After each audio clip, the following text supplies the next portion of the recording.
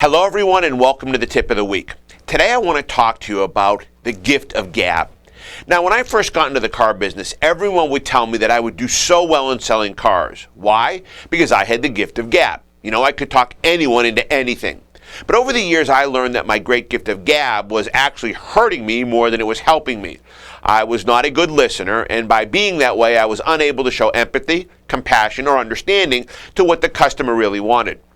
One of my biggest problems was that when someone was speaking, I was already trying to formulate in my head a response, and thus I was not hearing what they were really telling me. In most cases, people were telling me everything I needed to close the deal, yet I never heard that. So my tip for today is to truly listen and stop talking.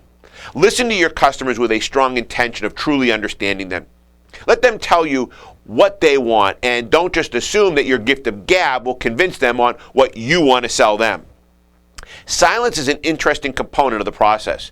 You will find that if you are silent, others will talk. So let them talk themselves into buying the car versus you talking them into the sale. Amazingly, most people will talk themselves right into the sale. You just have to give them a chance to do so.